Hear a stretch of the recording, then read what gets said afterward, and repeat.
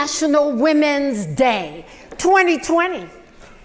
IWF Georgia, friends, supporters, and we focus on Women's Day.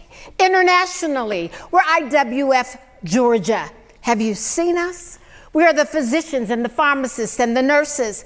We are health-allied professionals. We are the senior executives. Yes, we are CEOs. We're administrators and chiefs of staff. We're jurists and attorneys. We are educators, those who teach to touch a life, counselors and consolers, and we're volunteers. For we recognize that if you really want to make a difference in the life of another, help somebody else. We are students who go into class to find the meaning of the lesson and not lessen the meaning of the assignment. We're IWF Georgia.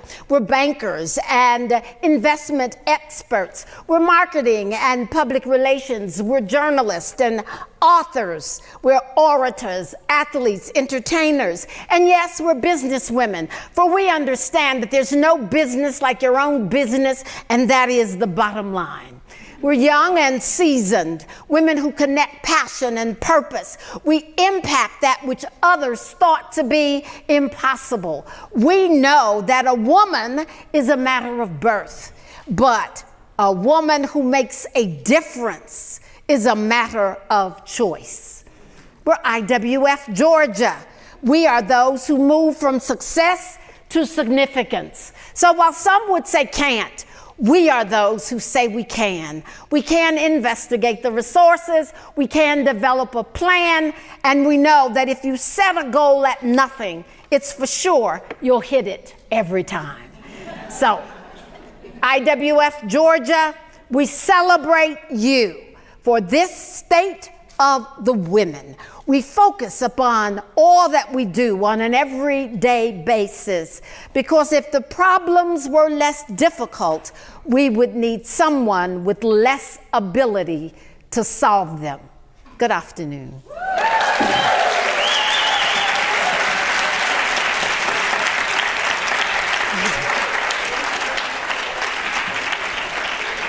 To our madams, presidents, the state of women, and our challenge continues. For today, we've learned gender bias continues. That preference, consciously or unconsciously, pervasive biases in hiring and compensation and promotion. As a lawyer, I was senior manager, and all of a sudden I was promoted and promoted and promoted at my agency, and one day I was in charge. And my senior attorney said to me, I'd rather work for a black than work for a female. And I said to him, and which one did you think was going to change? Know this, we'll be disappointed and disallowed, disclaimed and disbelieved. As women, we've been disillusioned and discounted. We've been disputed, disquieted, and at times disrespected and just dissed. Some would tell us to wait. But those who tell us to wait, they have no frame of reference for waiting. For if they knew what it meant to wait, they would already know that we're the head waiters in line. IWF Georgia has Georgia on our minds. Human trafficking, which dehumanizes and takes away individual freedoms, from Atlanta's busiest airport in the world to rural truck stops and rest areas and 9,000 illegal massage parlors to major events such as the Super Bowl. Atlanta, dubbed as the sex trafficking capital of the U.S., where 300 girls are trafficked monthly and sexually exploited. Homeless and runaways and foster care girls who, with pimps and promises, they come forward thinking more money, better life, and security. 4.8 victims globally, and 3.8 million adults, 1 million children annually. And the United States finds itself first here. complying tangentially, minimally with UN protocols, with the United Kingdom and Sweden, Taiwan, Slovenia, and New Zealand. So IWF Georgia leadership is not personality, it's performance. Leadership is not effort, it's results. And leaders understand that good intentions will never suffice when a backbone is required. And so health and wellness for the towering and the tiny.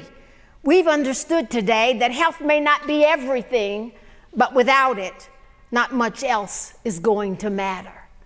So love is not what makes the world go round. Love is what makes the ride worthwhile.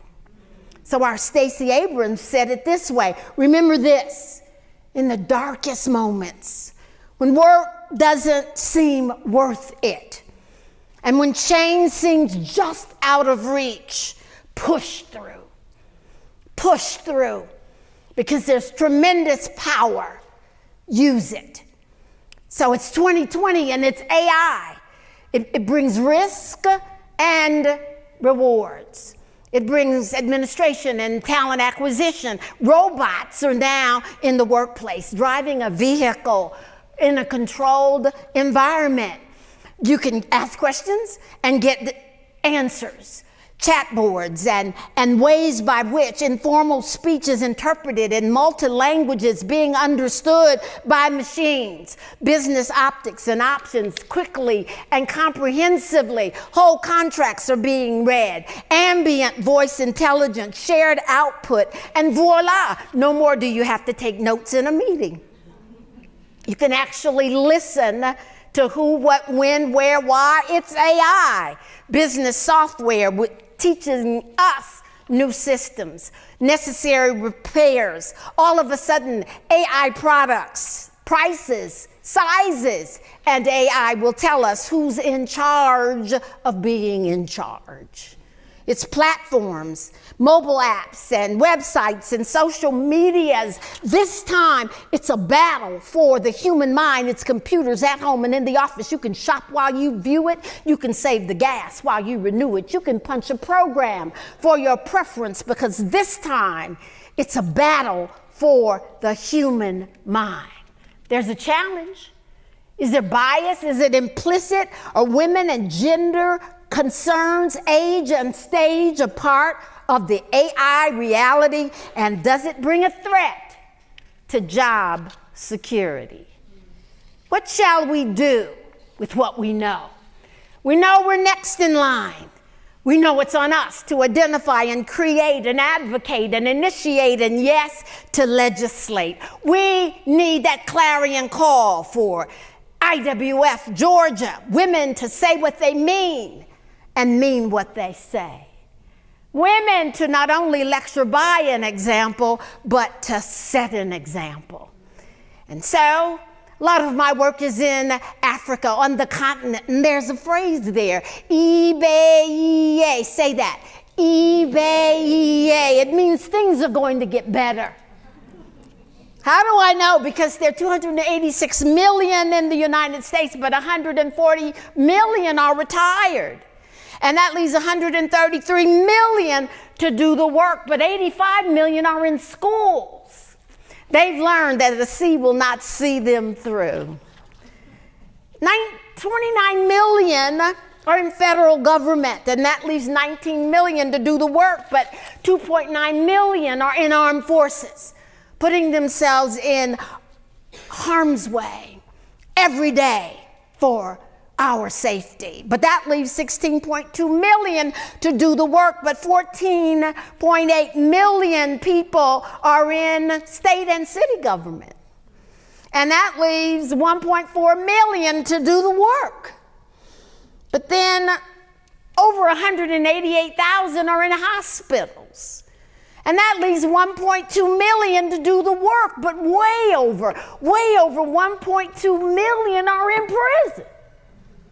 So that leaves 2 people. You and me. To do the work. To do the work. To do the work. IWF, Georgia. Leanne Womack gives us our dismissal. I hope you never lose your sense of wonder. And you get your fill to eat, but always keep that hunger. May you never take one single breath for granted. God forbid, or ever leave with empty-handed. I hope you still feel small when you stand beside the ocean. And whenever one door closes, I hope one more door opens. I hope that you will give faith a fighting chance. And when you get the choice to sit it out or dance, I hope you will dance. Never settle for the path of least resistance. Living might mean taking chances, but they're worth taking. Loving might be mistaken, but it's worth making. Don't let some hell-bent heart leave you bitter. When you come close to selling out, reconsider. Give the heavens above more than just a passing glance.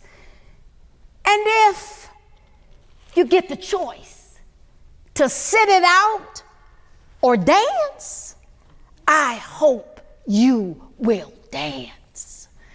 In this inaugural, Braley reminds us, if you want a thing bad enough, to go out and fight for it, to work day and night for it, to give your time and your peace and your sleep for it. If gladly you'll sweat for it and fret for it and plan for it.